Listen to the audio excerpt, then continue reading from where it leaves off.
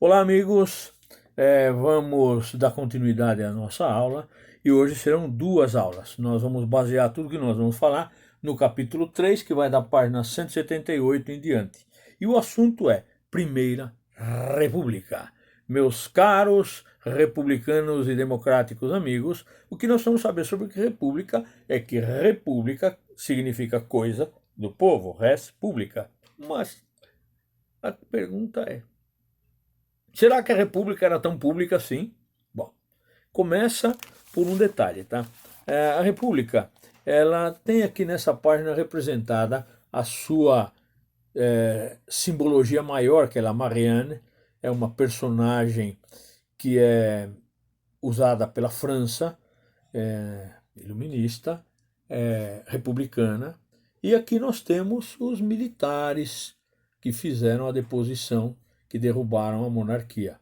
E o povo, hein, já que é república, temos aqui uma representante filosófica, aqui os militares e o povo. Hein? O povo está lá atrás. E aqui embaixo, no pé da página, estão os negros. Tem dois representados aqui, para que vocês possam ver que o público não mandava em nada na República. Outra coisa também. Por que o imperador caiu? Aquele velhinho de barba branca, boa gente pra caramba e tal.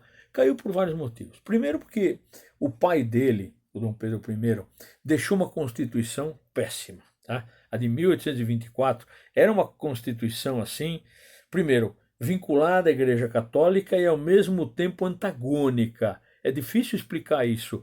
Por quê? Porque o Dom Pedro I, ele estabeleceu uma conduta chamada Lei do Padroado e do Beneplácito, que fazia com que os padres, apesar da Constituição prever a religiosidade do Brasil e exclusividade do catolicismo, quem mandava onde o padre, o bispo, ia ser ordenado não era o Vaticano, mas era o Dom Pedro I, e isso passou para o segundo. Portanto, havia um desgaste com a igreja que já vinha de longa data. Outra coisa, o imperador, já começa lá com o Dom João VI, eles gostavam de gastar mais do que arrecadavam. Então, Dom João VI deixou dívida, Dom Pedro I herdou dívidas do Dom Pedro II também, e o Brasil estava endividado. Consequentemente, pressão do clero, pressão econômica, o Brasil não estava progredindo tanto que se esperava, e os militares. Os militares tinham voltado da Guerra do Paraguai e voltaram se achando, sabe? Vencemos a Guerra do Paraguai, em três. Brasil, Argentina e Uruguai, com a ajuda da Inglaterra, venceram o Paraguai. Foi um verdadeiro genocídio. Vamos falar disso um outro dia. Mas os militares achavam que agora eles podiam ocupar cargos públicos, afinal somos vencedores da Guerra do Paraguai. Quando chegaram de volta, viram que não tinham assim tanta voz. E aí começaram a tramar um jeito de derrubar o imperador. A classe média também, os pequenos comerciantes, alguns advogados, uns poucos médicos, e a própria oligarquia cafeeira queria mudar a coisa. Esse negócio de abolição não tinha agradado, a chegada dos imigrantes também era outro problema difícil de administrar, o Brasil precisava de indústrias e não tinha, a Inglaterra ainda mandava no comércio nas Américas, em especial no Brasil. Isso tudo criava um clima ruim. Mas o problema ainda é outro. É o das mentalidades. Já falei várias vezes sobre esse lance das mentalidades. Cada época tem uma ideia. E nessa época estava rolando uma ideia chamada positivismo. É uma ideia iluminista de um francês chamado Auguste Comte, que diz que o escalonamento do progresso mundial é o escalonamento do conhecimento, da mobilidade social, que, de acordo com o progresso e a ordenação, se for tudo coordenado, bem administrado, a ordem traz o progresso. E os militares adoraram essa ideia, deturparam. Porque ordem é pôr em ordem, é organizar. Mas para eles, ordem é eu te ordeno. É ordem e progresso. República da Espada. Os dois primeiros presidentes que derrubam o Dom Pedro II, o Marechal, título máximo, Marechal Deodoro da Fonseca, depois Marechal Floriano Peixoto, dá o nome aqui para a nossa capital, Florianópolis. Esses caras eram militares, eles governavam com ordem, entendeu? Ordem, eu te ordeno, na base da espada. E aí vinha o progresso, não veio. Depois vem o Prudente de Moraes, o Campos Salles, Rodrigues Alves. Você não precisa gravar essa sequência, tá? Tá na página 179. O importante é entender a ideia da época. A ideia era essa. Nova mentalidade, com velhas oligarquias. Os senhores donos de fazenda estão acostumados a mandar. Os militares entram, veja só 2 permanecem no primeiro e segundo mandato ainda com problemas. A seguir começam a entrar aqueles que vão dar origem ao café com leite. Mas por enquanto vamos pensar no que causou essa metamorfose. E de fato o Brasil precisava de uma metamorfose. Na realidade nós éramos girinos e nos metamorfoseamos em sapos. Nunca chegamos a ser príncipe. Porque a ideia é que o sapo vire príncipe, né? No Brasil, continuou esse processo que continua se arrastando até hoje. Era para haver um regime novo, né? Mas os antecedentes do Brasil sempre foram complicados. A República começa então com um ordenamento não de ordem e progresso, mas de meia volta, volver, República, volver, autoritarismo logo de cara. Isso também é ruim. Para você ter uma ideia, o povo mesmo não se beneficiou muito. Quem acaba se beneficiando é inicialmente o grupo dos cafeicultores, né? Os militares não ficam muito tempo, e para que um país se caracterize, para que ele tenha uma cara, para que ele tenha assim uma personalidade, ele precisa ter símbolos. Os militares sacaram isso. Nós precisamos dar uma estrutura fisionômica ao país. Primeira coisa, precisamos de uma bandeira. Vamos usar a ideia do Auguste Comte, ordem e progresso. Está lá até hoje. Ordem e progresso. Depois, precisamos de um hino. Pegaram um hino lá do período monárquico e colocaram em 1909 só uma letra nele. E a gente canta até hoje o hino nacional. Por quê? Porque um país precisa de bandeira, precisa de um hino, mas precisava de um mártir. Todos os países têm que ter um herói nacional, um vencedor, enfim, as estátuas.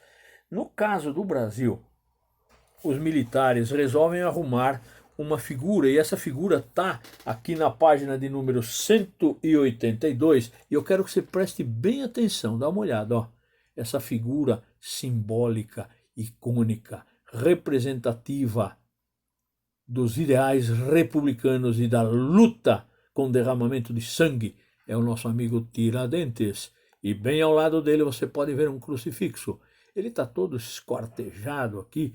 É uma situação deprimente, mas é proposital. É para mostrar que houve de fato uma luta republicana para vencer o absolutismo do Dom Pedro Barbudinho II. Isso tudo aqui, ó, aconteceu no tempo da avó dele, da Dona Maria, Maria Louca, mãe do Dom João VI. Vai pegar a história lá de trás e trazer para cá, para que crie-se uma identidade nacional. Então já temos hino, já temos agora uma bandeira, um líder, e como qualquer país que se preze, tem que ter uma Constituição.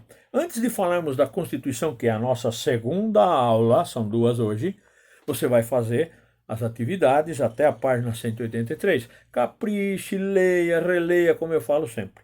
E agora começa a nossa segunda emocionante aula. Agora nós vamos falar daquilo que rege um país, a Constituição. A Constituição velha, monárquica, de 1824, não servia mais aos interesses da nação. Era uma Constituição com vínculos religiosos. A Constituição precisava ser laica, não ter interferência da religião no governo e nem do governo na religião, que era o que acontecia antes. Tinha que ser laica, neutra. Bom, eles vão fazer essa Constituição. A diferença da de 1824 para a de 1891, pós Proclamação da República, é que aquela primeira era outorgada. Outorgada quer dizer enfiada a garganta abaixo. Não foi por meio de uma estrutura constitucional, com deputados, senadores sentados discutindo como será a Constituição, as leis que vão reger o país. O parlamento lá no tempo de Dom Pedro I discutiu nada. Dom Pedro deu um Ctrl-C, Ctrl-V, pegou a Constituição portuguesa e enfiou na nossa garganta.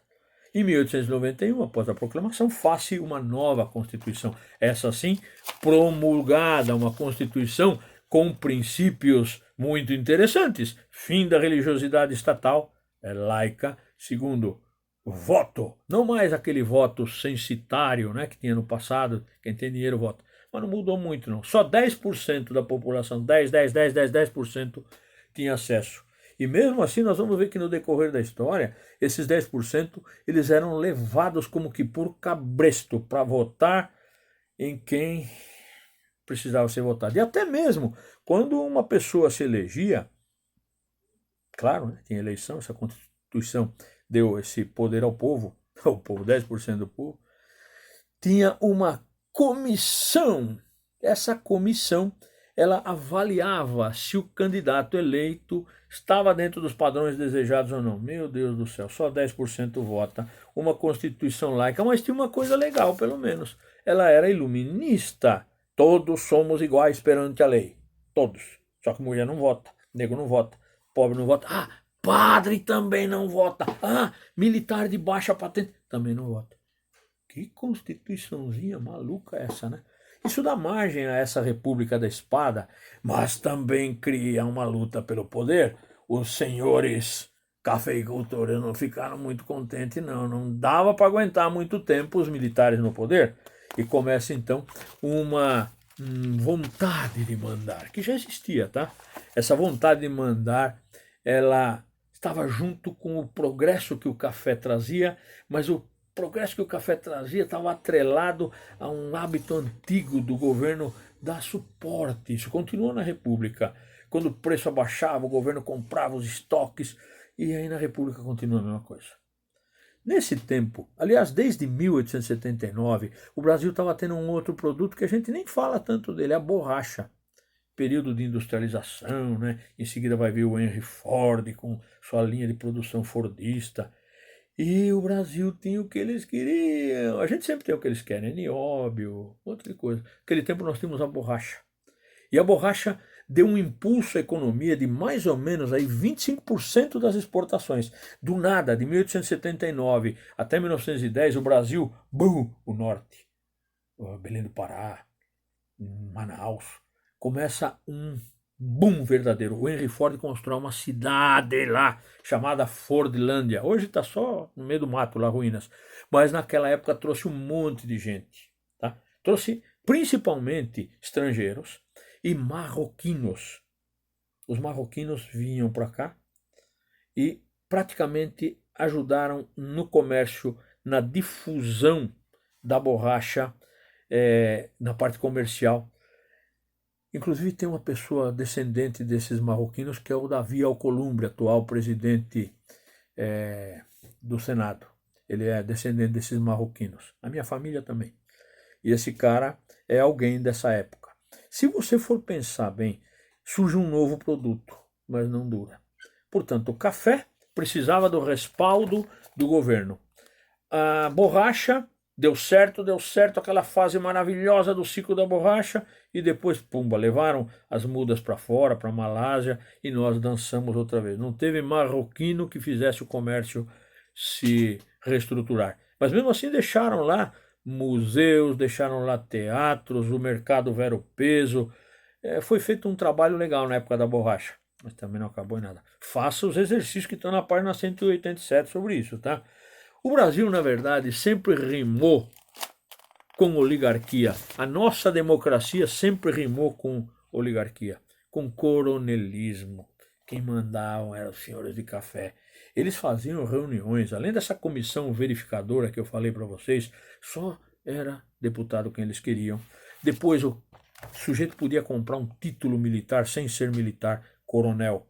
Depois da Guerra do Paraguai ficou uma beleza, você comprava. tendo dinheiro, você é um coronel. É um verdadeiro caos, porque esses caras vão mandar, eles eram tudo na cidade, delegados, eles mandavam matar, tinham jagunço, era terrível, tá? E os governadores não faziam nada porque isso era uma coisa útil para eles, tá? Mantinham as rédeas das regiões, tá? Na página 189 você vai ver bastante coisa sobre isso, chamada política do café com leite. Eles fazem uns acertos entre eles lá que não dá pra gente aceitar, sabe? Compra antecipada de café. Puxa vida, já tínhamos quebrado a cara com a borracha. Agora o governo começa a comprar café, deixar estocado. Isso vai dar um rolo lá na época da quebra da Bolsa de Nova York, em 1929, que vocês nem imaginam. O Brasil estocando café, estocando café. Quem pagava? Hã? Quem pagava? O governo. Tudo, ó, combinadinho, tá? Estoques reguladores de café. Quem lucrava nisso? Política do café com leite. Faça atividade da página 191 que você vai entender legalzão isso aí, tá? Tem um monte de atividades que você precisa fazer para entender. Tem algumas que são de múltipla escolha e tem algumas que são discursivas. Faça com todo carinho, observe bem, que você vai sentir que o Brasil sempre esteve nas mãos de quem tinha grana. E essa grana muitas vezes vinha de acordos feitos entre amiguinhos. E o pior de tudo, o povo da República nunca mandou em nada. Nosso próximo capítulo será os contrastes do Brasil republicano, mas isso fica para a semana que vem. Por favor, leia tudo, preste muita atenção e um beijo no seu coração.